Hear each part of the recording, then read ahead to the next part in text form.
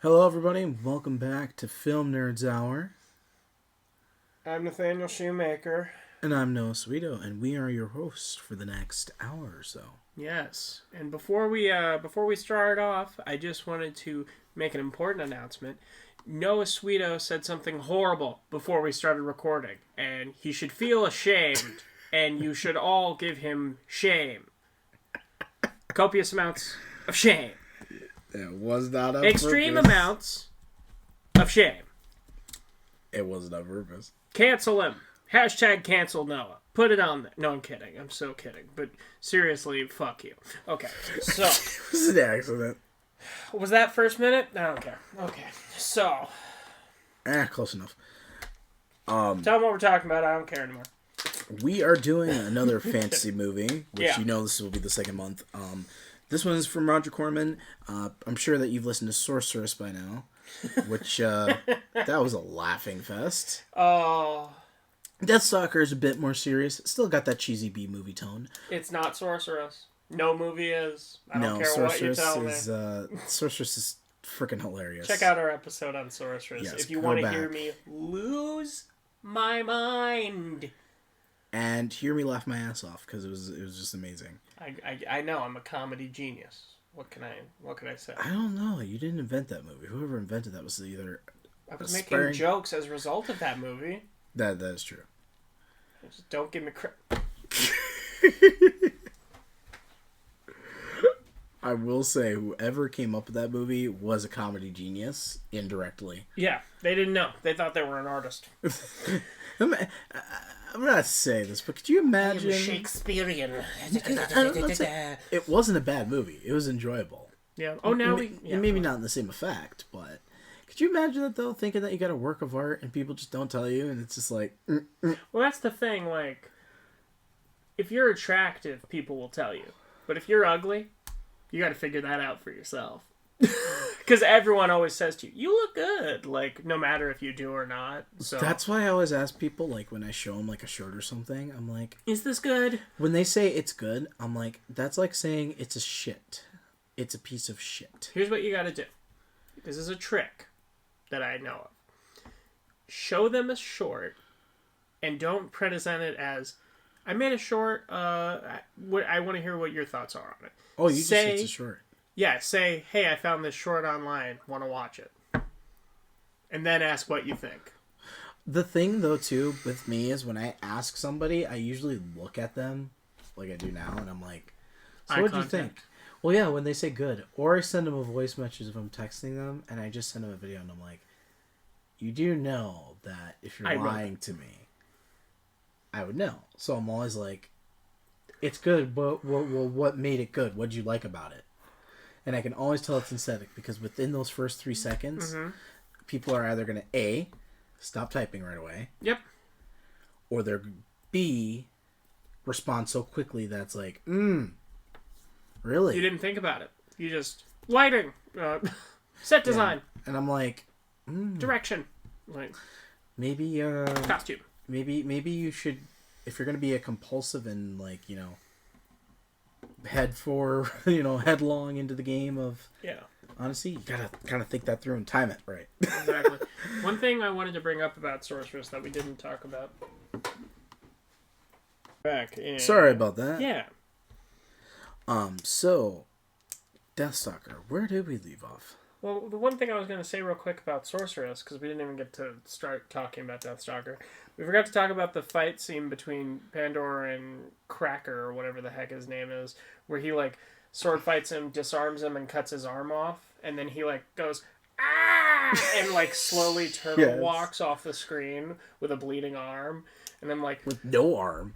No arm, and he's never seen again. So I like to imagine he kind of walked it off. And he's still fine. Oh, could you imagine, though? That was his right arm. Yeah. Must be some long nights now. So, Deathstalker. I'm not giving you credit for that joke. A, seriously? It was too easy. B, bleh. Hey, that could be an easy joke because it fits the tone of that movie, so I get that one. I get a point for that. Say it again. I'll laugh this time. Say it again. I don't trust you. Smart, but say it again. Must be some long nights. You slay me, brother. So, Deathstalker. Oh, you just sound like Jim Carrey. You at home can't see it, but I'm flipping him off right now. Alright. Actually, I take that as a compliment. I love Jim Carrey. I feel like that's who I am at a core. I'm either Jim Carrey, Jack Black, or Robin Williams. Would you say? I'd say so. Yeah.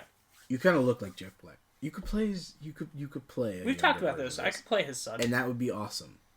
I could play his son better than his sons. I'm kidding. I'm so kidding. Jack Black, if you hear this, you're amazing, and I didn't mean any insult to you or your family.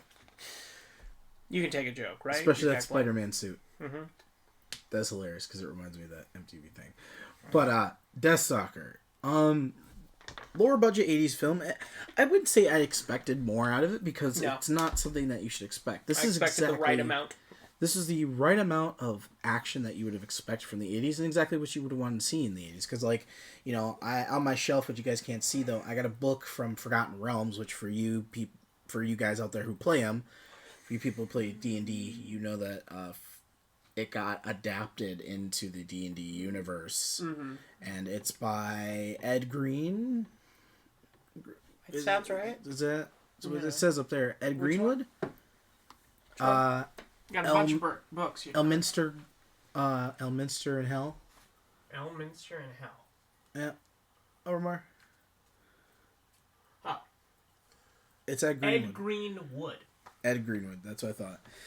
Yeah, it would be. It's by the Wizards of the Coast. So that's like all the Magic the Gathering and D&D stuff. Yeah. That's that same company.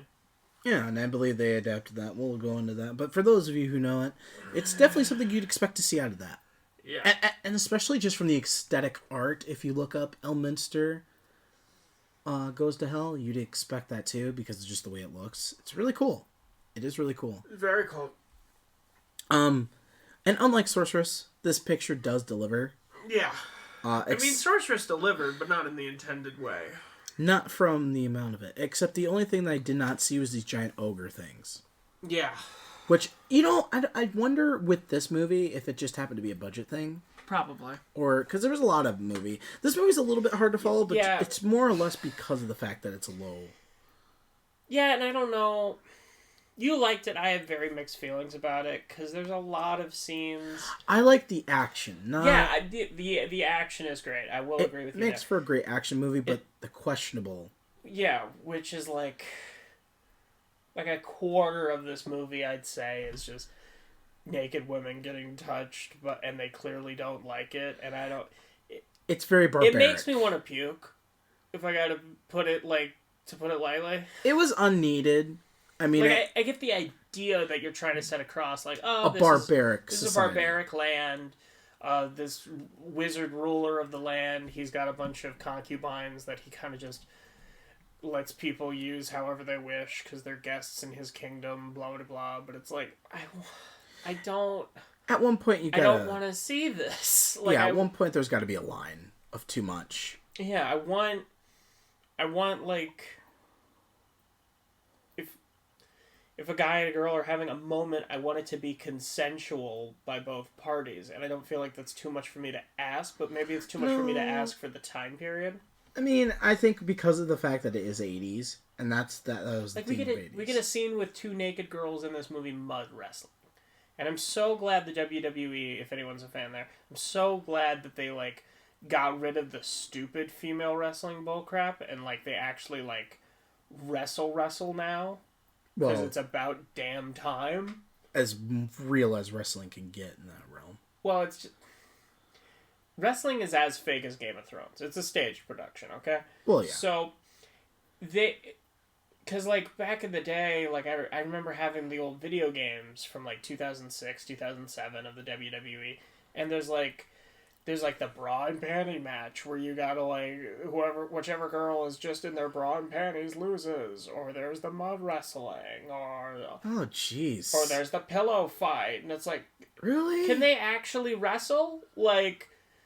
Most of these women, and now that it has, like, updated accordingly, and like all these women are able to perform at the same capacity the men do, and they're not just like attractive for the sake of being attractive. I wouldn't even say that's attractive. That's just demeaning. It's gross. It's very gross. That's just demeaning in every way possible. But like now it's like they perform like on that same level that the men do, because it used to be like you'd have the men wrestling the men, like nothing guys, undercard, and before like the main event, like a little halftime show type thing would be the women's wrestling matches, which at the time were kind of a joke. Whereas now there are women wrestling matches that, like, some of the best wrestling matches you will see male or female regardless, you know? Right. And makes me happy. It does. And I really think it is just an 80s thing. Yeah. It mostly came. It is kind of weird how the WWE is one of the first places that's really supporting gender equality. You know what I mean? Like, yeah, and in a sense, it's strange, but it's I'm really glad. Sad. I'm happy. Yeah. It's sad, but I'm also happy for it because these performers are brilliant, and I'm glad they're actually like definitely doing something with their talent. It really makes me happy to see. I mean, opposed from that, if that's a trigger for you, then I wouldn't recommend this movie. No. But if you are...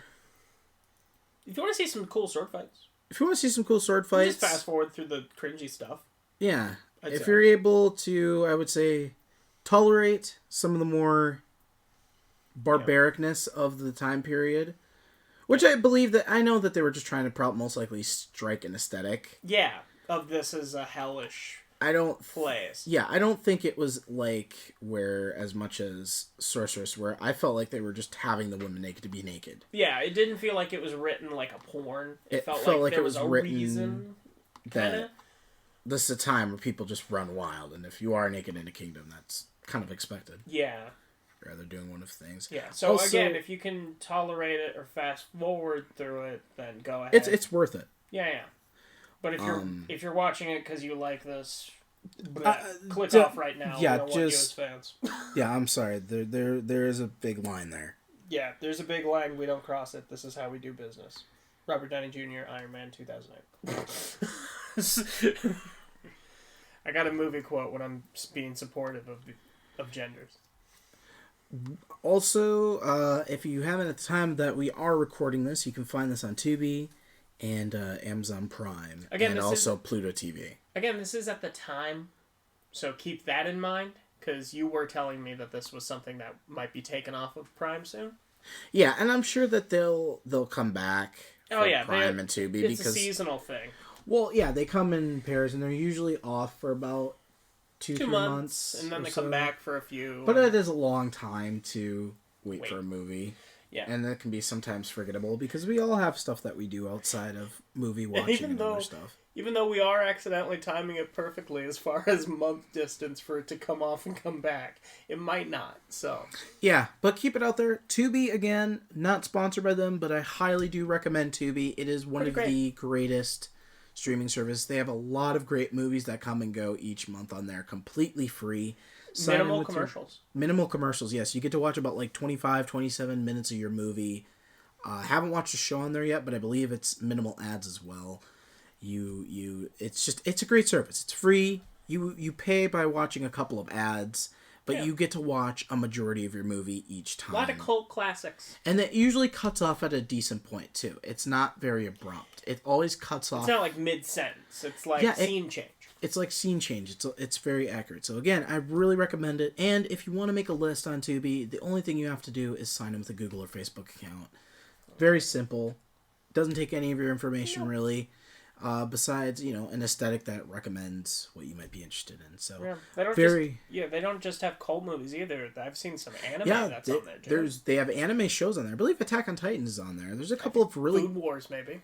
Good. There's really good anime on there. They've got news. They've got like The Masked Singer and all your other stuff that kind of do like a Hulu and come on afterwards. Yeah. They've also got some good movies. Like I've seen Knock Knock with Keanu Reeves on there. I Know What You Did Last Summer.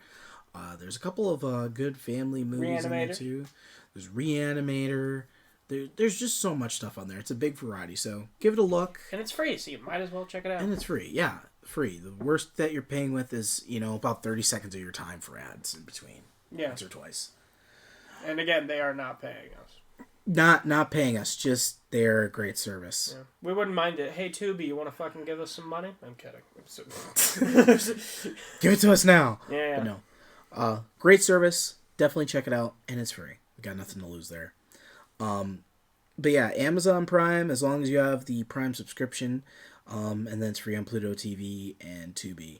One thing I like I said though, is that it seems a lot like with these cult movies that Amazon and Tubi kind of correlate at the same time when they're removing movies. Yeah. So I think either it's a partnership or it just. I think it's a leasing thing. Yeah. Because it's contractual. Because I mean, Forbidden World is back on there again. And Leviathan. Freaking everything is contractual, man. It's the 2000s, of course. Everything is contractual. Well, I mean to re-enter the service in a set amount of time, because it's kind of like, like with the dollar store, you would find something like Deathstalker or stuff like that too. I mean, like right now, the one by our house has got like the Toolbox Murders 2 and a bunch of other crazy things. I mean, I got my dad Mad Max as an early Christmas gift.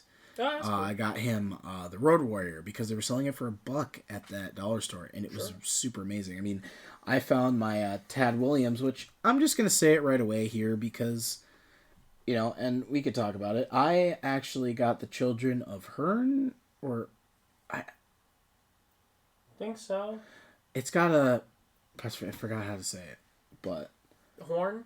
Hearn. You're talking about the Tolkien. I mean, like. Yeah, I forgot what's got that little accent. The Children of Hurin. Because there's a little chicka over the U. Yeah, Hurin. So, Children of Hurin by J.R.R. Tolkien. It was a story that was done by J.R.R. Tolkien, but his son Christopher finished it. Yep, one of the unfinished stories. They are unfortunately both passed now, which makes me very sad. But I believe he did write the work, so they're now trying to break apart those Middle-earth things in hardcovers to give people a good collection. I think so. I did not find that there. I got that, and then I got the Game of Thrones first edition, or I mean not first edition, first novel, but I also... If you found a Game of Thrones first edition, what the hell are we recording this show for? You could sell that and we could both retire. Like, seriously. I wonder how much that whole set would be. Astronomical. Probably like Harry Potter if you get it. There's a reason a first edition of first edition copies of Lord of the Rings are currently sitting in the Library of Congress. They're legends. Yeah. They're a part of history, and they're worth way more money than any human than either of us will ever make. Elon Musk. First appearance of Batman in near mint condition just sold for I think over $2 million. And I'm like, that's a little 23-page comic. But it's worth so much because it is because of what he has spawned. Like, I have the first appearance of Squirrel Girl. I bought it on a whim for $25 because it was like a pack of stories, and now she might be joining the MCU, and I'm like that. And she made a resurgence in Marvel now, so that's already worth so much. But now that she's like getting cartoons, and she might get her own TV show, and now she's going to the MCU, it's like that price just keeps hiking, and I'm like watching it like when, like, will it be after I die that my ungrateful grandkids will sell it and like be okay for a while, like. See, I wonder what would happen if I just found a way to do that after I'm gone. I think I have Moon Knight #1. Just have a vault that simultaneously opens up for my kids when they're a certain age. You know what you got to do? Safety deposit box. All your valuable first editions, several safety deposit boxes. See, and then in the will, they get keys. That would be awesome, though, if they were just a certain age and it was set on a timer, and I just had a safe in my house. What did I just say? You know what you should do? I just thought of this as your last, like, weird dick move of your life. You should have it in your will that, like, there are valuable things in safety deposit boxes, and you should have a bowl, and, like, everybody pick a key, and one of these keys will not open anything. I would do that. You you're such an asshole for it, but you totally would. I would do that. Are you kidding me? See, if I want my will to be like a video of me in a turning chair, and I'm just like, hello. If I purchased a good house and I could get a safe in there, though, I'd love for it to just be one of those things that sits in the basement. Yeah. And then my kids just go down there one day, and the vault just pops open. And they're just like, what the hell? Popping open is too easy. You gotta put some stuff in a safe, pull a John Wick, and put cement over it. And then in their will is a sledgehammer. I would do that for something else. Yeah. They just gotta... But if they have an appreciation for nerd stuff when they reach a certain age, then they can share that with their kids. Yeah. And then if that vault just pops open after a time period, that'd be awesome. They'd be like, huh, he really was a cinematic person. A cinematic person, yeah. That is going to be your legacy. That's on your tombstone. Noah Sweeto, a cinematic person. Yeah, cinematic legacy. At least I hope so. That's what I'm striving for. On my tombstone, it'll be Nathaniel Shoemaker. Funny at home. That's okay. We can release old comedy tapes and people be like, oh yeah, we should get them on Hollywood. Oh, I'm sure the line "funny at home" just got a bunch of laughs that I'll never hear myself. So thank you, people. True, but I was gonna say, with the dollar store and everything, and you can find Deathstalker and stuff. The other thing that I found... Oh right, we're talking about movies. I totally forgot. The other thing that I found was The Witchward Crown by Tad Williams, which is part of a universe, Austin Ard. Something like that. If you're saying it wrong, people will let you know. So you don't have to worry. But very good series. 3 awesome books that are really well thought out that I'm in the middle of. Yeah. There's this trilogy before it, but he does say in that first book, The Witchward Crown, that you do not need to read the previous books. Which is nice. In order to understand, he purposely wrote it that way for everybody to integrate. But I got it for $1. It is a thick-ass book. Yeah. Hardcover, beautiful cover art, and is about 1,000 pages, so... If you want some fantasy book recommendations from me, I'd go the Inheritance series. So that's Aragon and all those other books. It's dragon familiar stuff. It's rad. If you like that kind of stuff, definitely go for that. Lord of the Rings, obviously, but that's a given. And if you're looking for comics, I'd say Rat Queens is a cool D&D comic. It's that kind of niche to it where it's imagine if Deadpool and 3 of his friends were playing D&D. That's what the dialogue is like. Okay.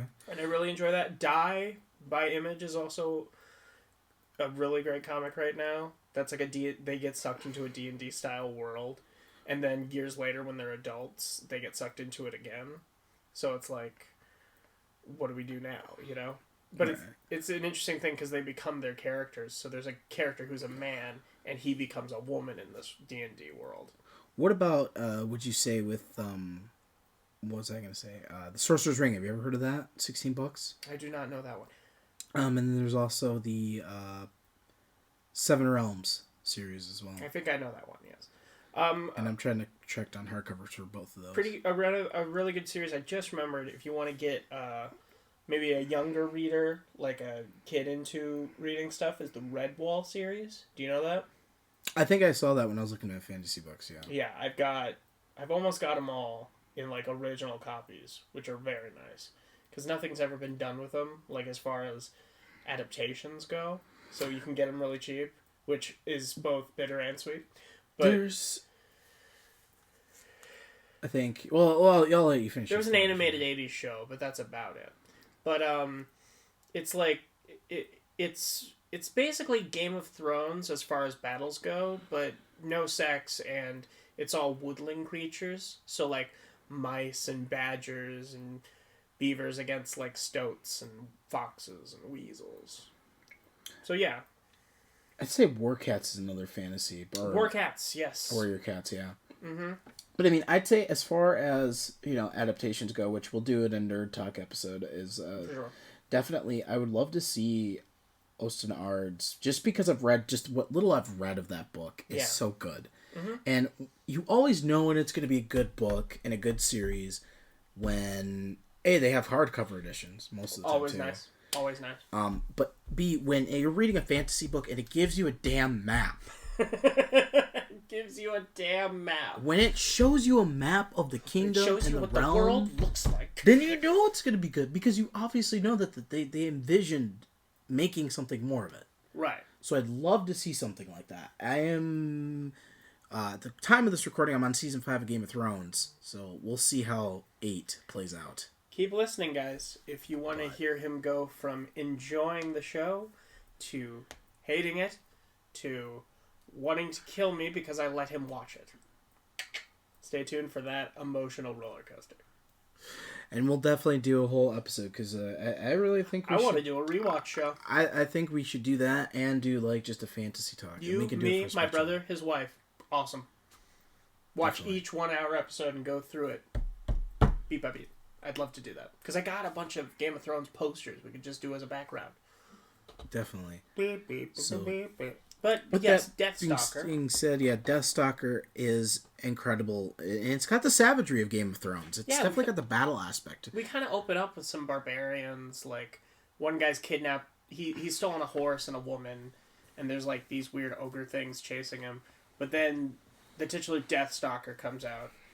And he's got, like, he looks like a barbarian. Like, he's wearing furs. Like, very, very Conan. Very Conan-esque. Minus not being shirtless, you know? Yeah. So, but he kills all these guys, and he kills the guy who stole the girl, too.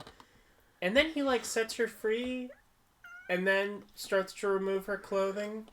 And I'm just like... what was the point of you doing this, then? The reward, apparently. Because, right, that's how you get an 80s audience, apparently, to a 80s male audience to relate to your male character. I mean... let him know that he also thinks with his dick. What? I mean, and I'm not defending this, but that is a lot of what James Bond is. Let's be real. Yeah. Yeah. Are you kidding me? Do you know how short those movies would be if James Bond was a woman? Oh, it would She would stay focused. She would get that mission done in half an hour flat. Well, do you know how short it would be just if the girl wasn't in it? Because where would all the, oh yeah, I want to get the girl. And it's yeah. Where would all the hotel room shenanigans? And then there's me. Where the fuck are the Michael Bay explosions? Yeah, seriously. I paid to see a spy movie. Why are we watching the sex? Well, the sex is there for the ladies. Which is what they like to say. It's there for the ladies. Well, it's a thing of, like, they put the romance aspect in because it's a way for guys to trick their girls into seeing it. Like, it's an action movie, but there's also a romance to it, so you'd enjoy it. Like Deadpool. Exactly. But actually, Deadpool did it quite well. Deadpool has an amazing love story. I would argue that has a better love story than a lot of rom-coms I've seen. It is. I think it is one of the most It's a lot of heart. It's a lot of heart. The second one's more about family. Yeah, that's what I love because it means so much to Ryan Reynolds. It feels like John Krasinski with A Quiet Place. Because that whole overtone is just nothing but family. Have you seen the reports for Deadpool 3? I did. Heard it was going to be radar. Well, the plot, I mean. No. It's going to take place during Endgame. So he's going to be doing stuff in the background. Like he's got his own thing going on while they're doing the time heist and getting the stones back. I would actually love to see that. And Me too! And I'm hoping it's true because that'd be a very good way to introduce him. I want to see a Deadpool core. I want Cable to come back. I think Josh Brolin will. Because he's supposed to be coming back as Thanos, too, eventually in the future. They say that they don't want to roll him out entirely. No, you can't roll out a universe threat like that. Yeah, I mean, even with King the Conqueror and Galactus. But we'll go into that in another episode. But Rick Hill plays our titular... basically hero. Yeah, he's kind of like... He's an anti-hero. He's got a very... He reminds me of Jon Snow.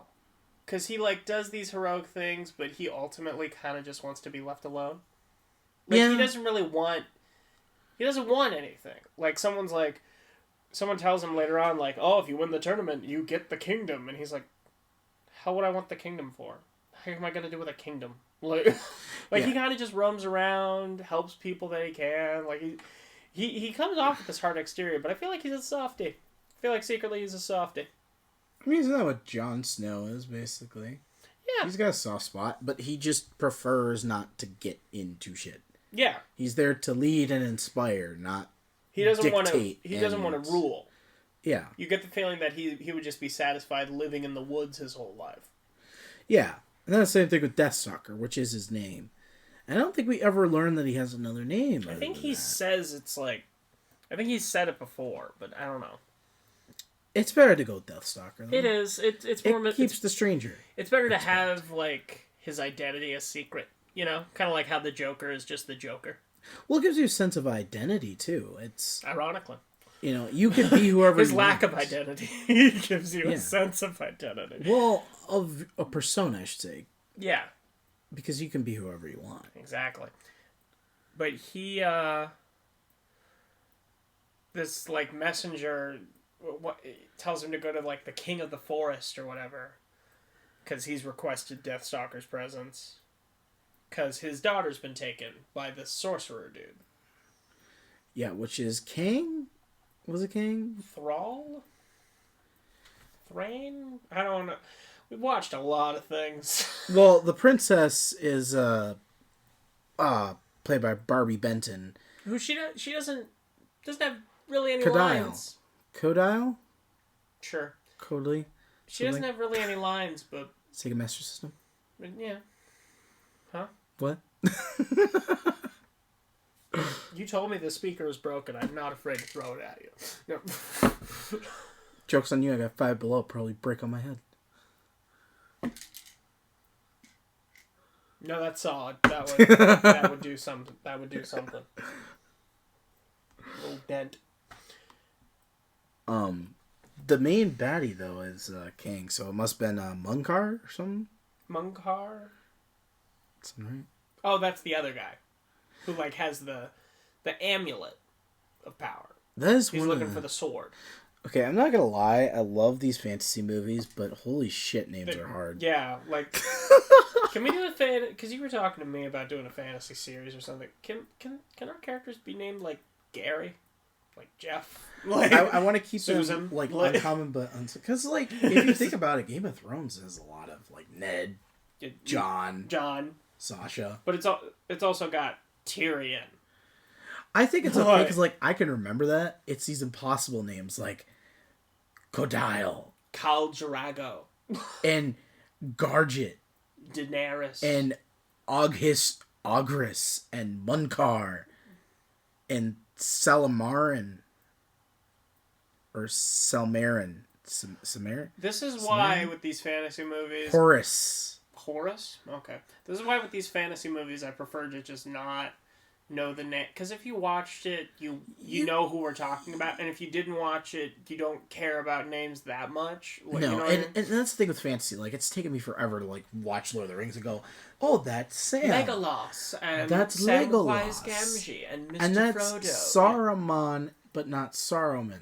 Sauron and Saruman. See, it's still kind of good. Sauron the White was the wizard who was good in turn. Saruman was the ruler. No, Saruman was the White Wizard, and Sauron was the giant eye, dude.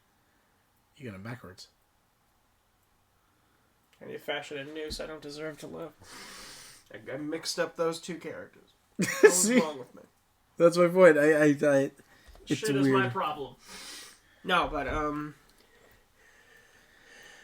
as an example, it's hard. It's hard. You basically just gotta know that we're just gonna call her Cody. That Deathstalker is going to get Cody. Well, yeah. Well, first he goes to see this. Hold on, I missed it. Okay. Oh, I'm sorry. I didn't know this. Oh, it's one of those teases. Oh, it didn't even happen. Oh, I hate those. Okay, sorry about that, guys. If I die of a brain embolism, then you can be sure to send for Keep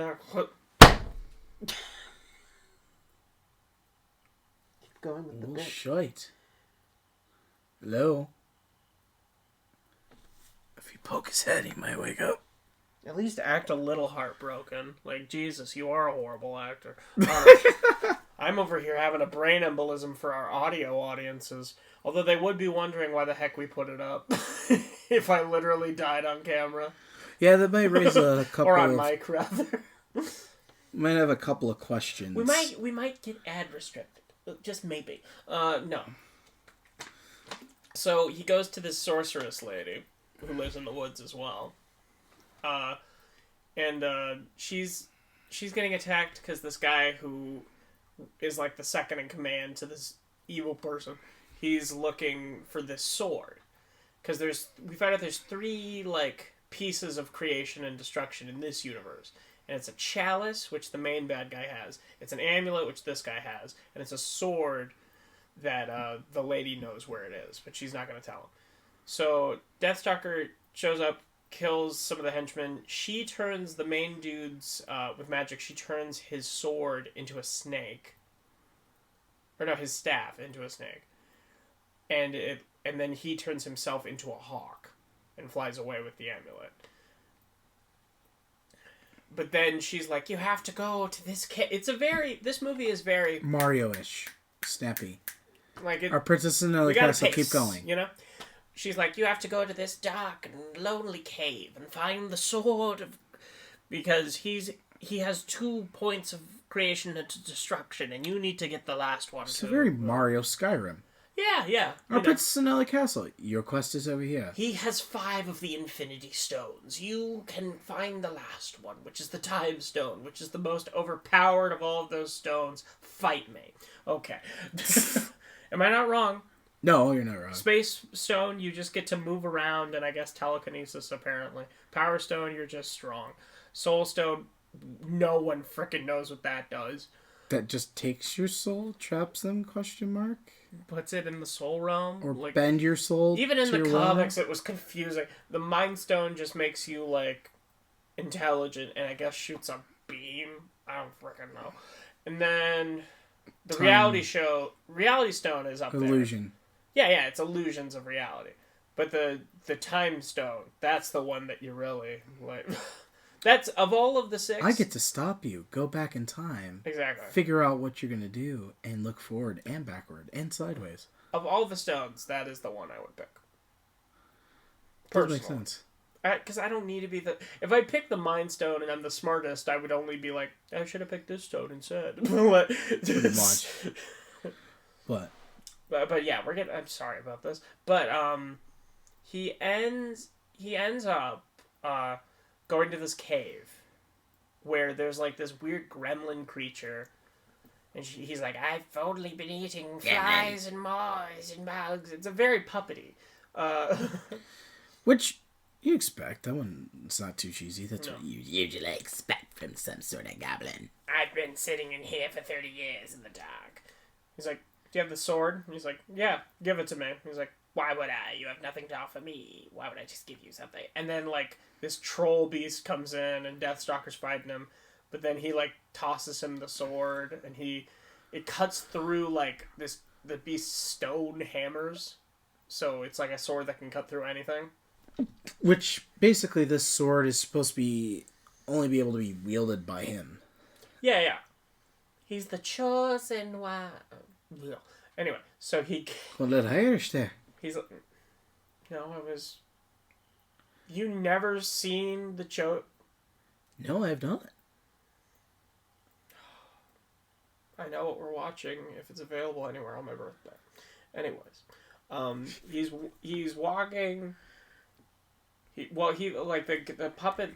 Oh God, the gremlin old man puppet throws him the sword, and he's like, "Lead me out of the cave." And he's like, "All right, hop on." And he's like, "No, I can only be let out by a boy who is not a boy." And I'm like, "The frick are you talking about?" And then Deathstalker turns into a child and holds him by the hand as they walk out of the cave. And I'm like, frick is happening right now? Like, that was a trippy moment. Yeah, but then they both fall in the water, and then when they both emerge, Deathstalker's back to normal. The gremlin dude is an old man now. It's a lot of... This is a scene where I'm like, heck was the point of that? You know, like, it makes me question a lot. Because the old man in and of himself doesn't do, like, a lot. Like, he incites the uprising at the end, but he doesn't say much. You know? Yeah, he's very to himself. He really is. Like we said, he's very. He's been in a cave for 30 years. You'd be to yourself too. Yeah, I mean, it's kind of like Yoda. You have a lot to say, but you don't have a lot to say. Mm-hmm. You're either babbling because you're like, oh, another living being that can comprehend in the common tongue of my language, or it's more or less, oh, people, I'm accustomed to not liking you. Yeah, but he starting to remember why. But he like looks in the lake again, and the old woman's there. She's like, "Now go to the castle and retrieve the other two and save the man's daughter." Blah blah blah. And she's like, "Choose your allies wisely." And then it cuts to the other main male character we see. Can't remember his name. We'll call him Kang. I'm pretty sure that's the tattoo guy, right? No, not the villain. Oh. I'm talking about his friend for a second, who's like riding on the horse, and he's wearing the weird, it's armor, but it's a belly shirt. Right. We'll call him Handsome McBritton. I don't frickin' know. He's got an English type accent. Prince Grooming. No. Is that his... Oh, that's your pitch for the name? Yeah. Oh, I'm sorry for just dismissing it like that. Prince Grooming, sure. So he, like... There's a woman tied up, and he, like, rides his horse past her. He's like, I'll save you in a second, because he's chasing the person who he thinks tied her up. But turns out it's an ambush, and there's, like, 7 dudes who pop out, and he starts fighting them. He's about to get killed. Deathstalker shows up, and they kill him together, save the girl. She's grateful. Yeah. So... You get the point. You get the point. But he becomes, like, an ally. And then later at night, he gets attacked by, like, this hooded figure. And McPretty is. And he's fighting him. Deathstalker's just standing there because he's like, yeah, you can take him, whatever. Because they're going to go to the castle. And he's going to the castle because he's going to participate in the tournament. Because the winner is the heir of the Sorcerer's Throne. And he goes, why would I want to be the heir of the Sorcerer's Throne? He goes, don't you want the kingdom? And he goes, you understand that an heir gets the kingdom after the previous person dies. And he's an immortal sorcerer. Like, even he's like the audience, just like, you idiot. Like, she's kind of not going to go anywhere. Exactly. But they're like, any man who... But when they're fighting the hooded figure, and the hooded figure almost kills him, they're like, you must be going to the temple too. Any man who wins will receive the kingdom. And then she takes off her hood, moves her hood to the side, reveals that her boobs are exposed, and she's like, I'm not a man, am I? And it's like, okay, we get it. Like, we get it, you have boobs. Like, next. We could have seen that you were not a man by just seeing your face. If in Return of the King, all she needed to say before she killed the Witch King was, I am no man. She didn't need to pull her tits out. Like, we get it. Like, we know. Right. How awesome is that scene, by the way? In Return of the King. Oh, yeah, that... I am no man. Stabs to the face. And then just... I get chills every time. It makes me so happy. I get chills for that and for Frodo and when they all start charging. No, I'm going to make a note. Does Deathstalker... It seems like Deathstalker and Sorceress would fall under the sexploitation movies. Yeah, I would give it that. Because there's another movie... How this one got 3 sequels. I think they were toned down. It was more about action. But there's another warrior movie, fantasy, called Warrior Queen. And that falls under drama and sexploitation for 1987. It's not porno. It is an actual movie. Okay. I watch it for the articles, Mom. Literally, there's always that one time that you'll watch a movie like Deathstalker and something, and it'll literally be action, but everybody who's a kid, every single movie that you watch that's not PG, even when they are PG, but more often than not when it's like PG-13, parents... Whole movie. Yeah. It's a meme. Whole movie. Action. Literally the one time your parents come in and check on you and it's a sex scene. Yeah, the or somebody's one time. Topless. What are you watching? Nothing. I swear to God. Like, I literally just sat and watched the last hour of action and explosions and you pick now to walk in. Whose fault is that really? Yours. Percentage wise, I'm actually in the right here. No, But the 4 of them, so we got our troop, we have our Fellowship of the Ring, Oh, no, I forget. I always forget to say this. Because I don't feel like it's that important. Hooded Chick and Deathstalker, they have sex. Yeah, it's not even implicit. We see movement and chest, and it's like, okay. It's like what movie was in that Arnold Schwarzenegger did that? Was it Conan the Barbarian? Yeah, where we get a full thing. Full Arnold ass. Yeah, so if you like them hefty cheeks, and imagine clapping those, then that's your perfect thing of Arnold Schwarzenegger. Right there. Or the Terminator, if you look really closely, and you can see his schlong smacking back and forth between his thighs. You can't visually see what I'm doing, audience, but it's funny. It's a representation of what we saw. That's much. The movie. Reality. yeah, very much. But and we do keep intercutting to the castle to see how the Princess of the Woods is doing. She gets kind of thrown in. I'll call it the brothel pit because it's where all the women are who are scantily clad, and it's just like a wipe that look off of your face right now. They're all wearing like thongs and like no bras, and I'm like, this seems distasteful. Like I don't care for this. This is making me very uncomfortable. And they're like fighting over food because they're like, and I don't understand the logic of that. Why are you trying to starve the brothel employees? Like, of all the people you want to give food to. This is not even like supposed to be a dark joke. It's true. No, but like economically sound. I'm pretty sure. This isn't me being gross. I'm just saying like. No, and I'm pretty sure this is the reason. It has to probably do with female's appearance. You must be very nice and skinny, and I'm pretty sure that's probably what it is. I like me a bigger girl. Because I'll say it on this podcast. Well, honestly, because that seems to be the theme of like, well, it wasn't just that. It was if you were a female, you needed to be skinny in Hollywood. Now, it wasn't always that way. In Renaissance era Italy, if you were a heftier girl, you were seen as more attractive. See, that's where it's at. Yeah. That's how it should be. Like, are we betraying too much? No, I think just saying that. I'm like, no, I think saying that your weight doesn't matter. Who you are is who you are. It's your. I'm looking for that emotional connection. Exactly, and I mean, going on one little tangent here, just to say that is Alicia Silverstone, right? Is who played Batwoman? Am I saying that right? She's the new person playing Batwoman? Or she? Or Batgirl, I mean. Oh. From what? Batman and Robin.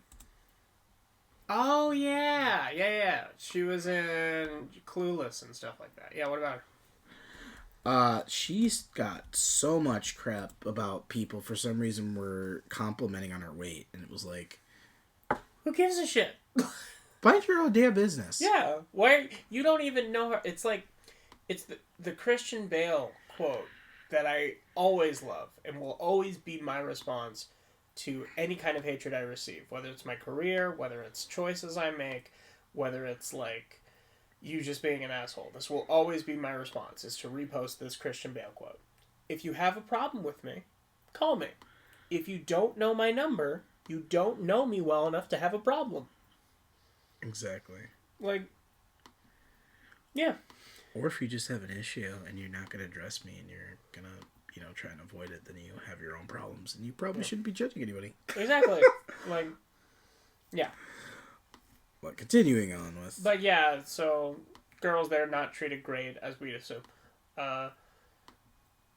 We see the villain and he's got the main sorceress guy. He's got like a face tattoo on the side of his head. He's bald. Yeah, and that's... They're feeding a young boy, like, piece by piece to this little lizard thing he keeps in a trunk. Which I'm like, the hell is that? Because we never get anything out of that. Yeah, it's just like a finger eater thingy. Like, I would think it would be a thing where he, like, shoots a ball at it and it grows or something, and Deathstalker has to fight it. But what is the purpose of just having a little puppet that eats a child's fingers and eyes? Like Jabba's little pet. Exactly. What was my mom cringed in Mandalorian when you go to the markets and you see one of them on a spigot? Oh, I laughed. My mom was like, "Oh, poor Jabba's pet guy." That's literally what my mom said. And I'm like, "Yeah." It's hard life out in the galaxy. It really is. It really is. But if I laughed like that and did barbaric things, call me crazy. I would never purchase one of those from a street vendor. That's just me. But yeah. Yeah, probably not the best. Not my taste. I'm sure the bone. I imagine it tastes like possum or something. You know what I mean?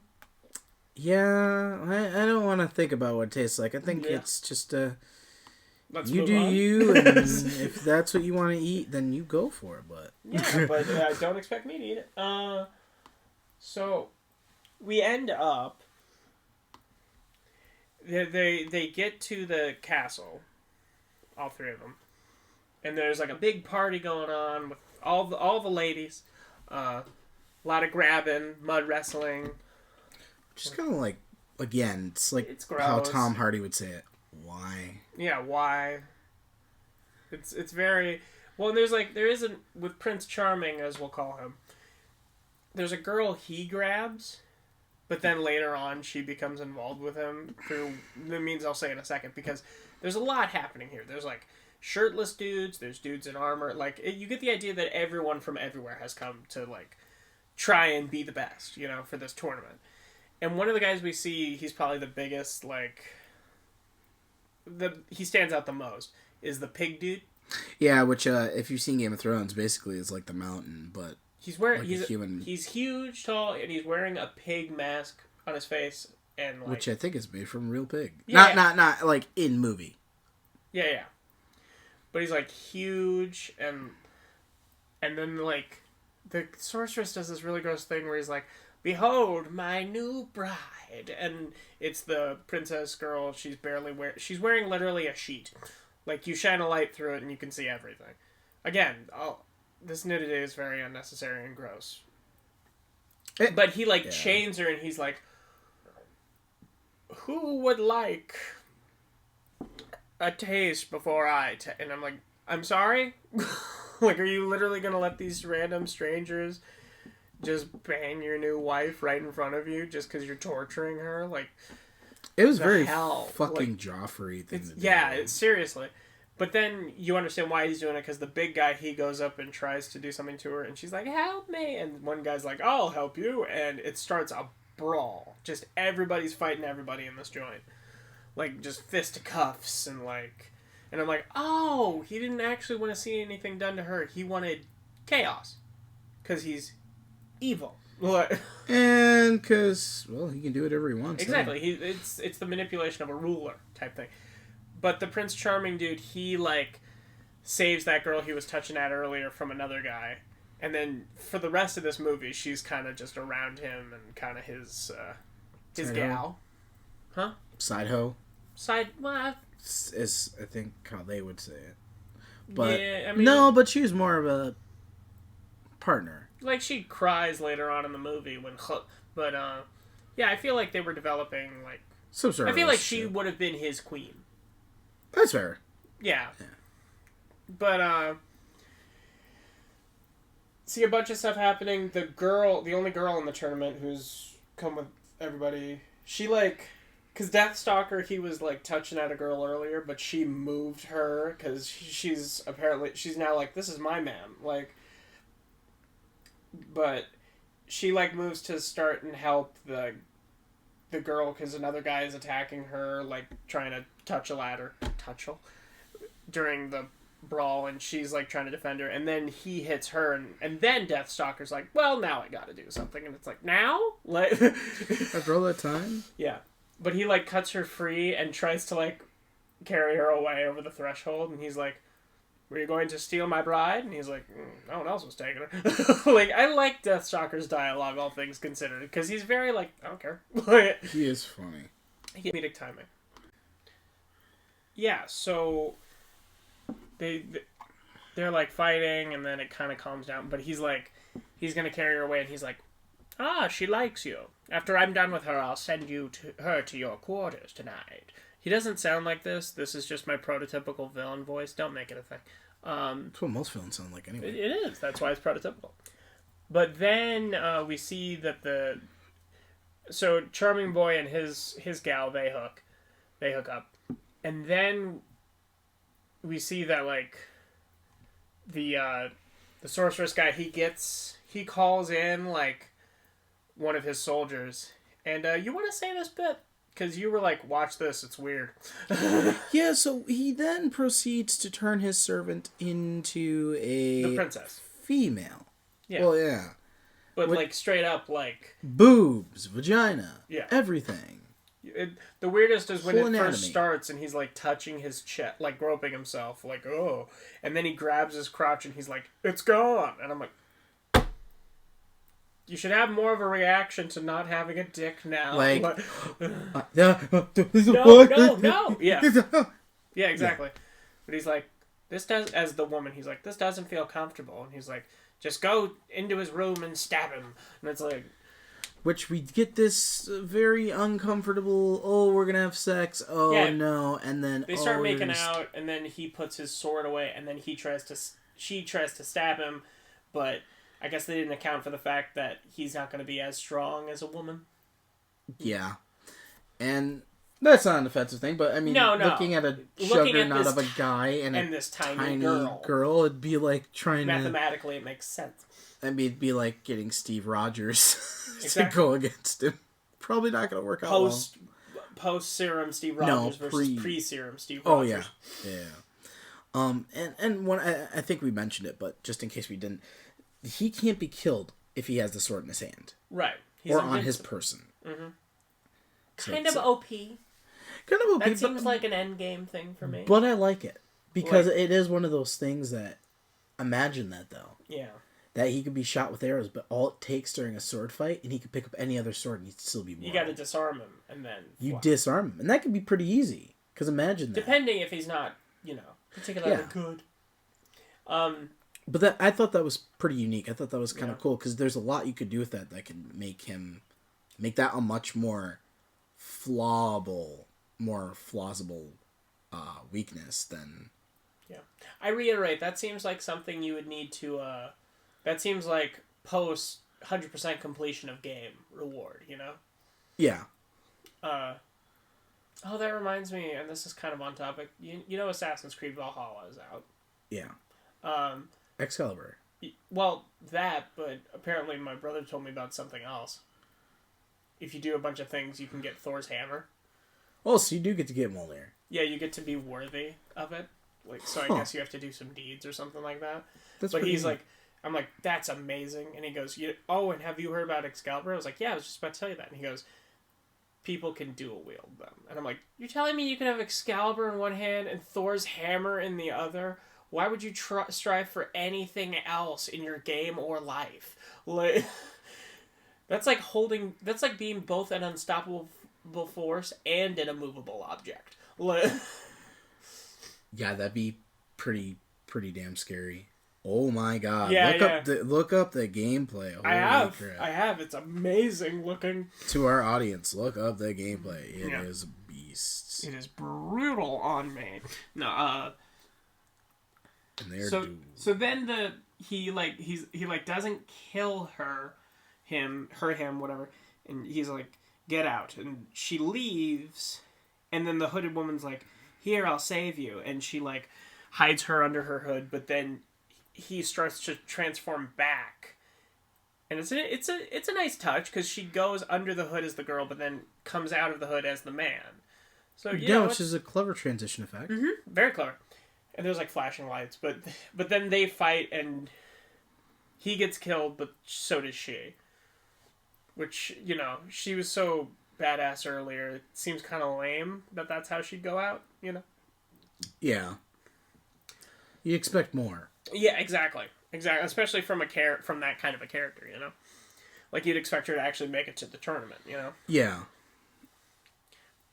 But so then the next day we get the tournament, and like it's kind of like a free for all. Like everybody's paired off against everybody else, but they're all kind of fighting in the same area, And it's kind of just a lot happening. It's a very big arena fight. Yeah. And I mean, we finally get some guts and gore a little bit. Mm-hmm. We get one guy who gets hit with a hammer so much he's just a puddle. Yeah. And puddle with kneecaps. The other guy we get We get a pretty decent gore shot of him where we actually he gets his guts teared out. It's like Game of Thrones. You literally see his intestines. It's like Khal Drogo style, yeah. Yeah, which is something that we'll definitely go to into our fantasy talk because that's a topic I want to touch on of why. Have we just been rambling for no fucking reason? Yeah, now we're unpaused. Are we unpaused now? Yes. Sorry about that, guys. What I was saying before, when did we lose him? I'm not quite sure, but basically we had... so the lady man was going to kill Deathstalker. He stopped her, so he's like, alright, get out. And then his girlfriend with the hood, he's like going to try and sneak her out. Yeah, and to which she gets killed. Yeah, because she, under the cloak, turns from the princess back into the man, which is a good transition. Yeah, very clever.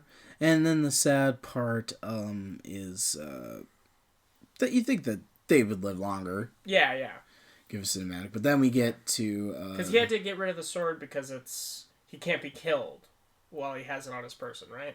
Yes. The sword, he cannot die. Which, we don't know if we got all this part, but, it's like I was saying... We're having some technical issues, so bear with us here.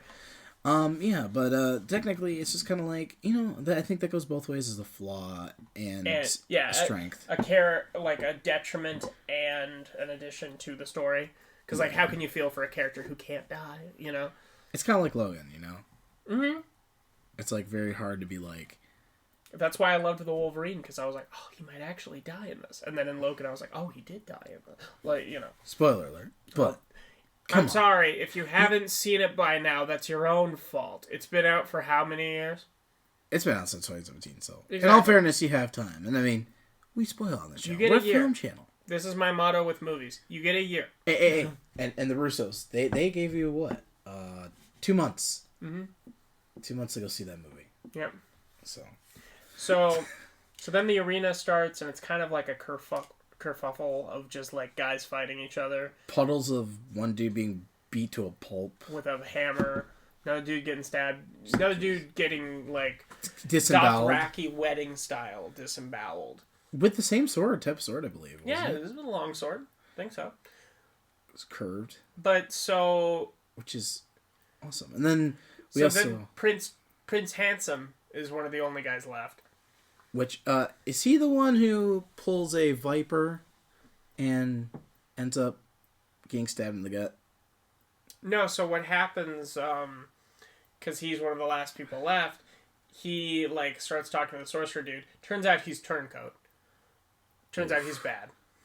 And he's like, I can kill him for you. He's my friend. I can get close to him. So he does. He gets close to Deathstalker, and they, fight hand-to-hand, but Deathstalker, gets him in a headlock and breaks his neck in front of his girl, which I felt bad about.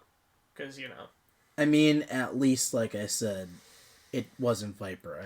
It wasn't eye gouge head explosion. I would have much rather seen that than seeing a whole skull go pop from its eyes. With no teeth, yeah. And have to listen to all that screaming. So at least it was quick.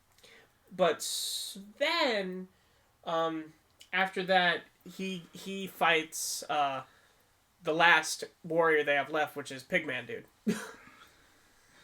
Yeah, which definitely, again, the mountain. Yep, exactly. But they have a really good fight. It goes hand to hand a bit, but he also gets his sword and kind of carves him almost, ironically. Yeah. It's probably, I'd say, the best fight in this movie. Yeah, and with a big chunk of irony. Yes, very.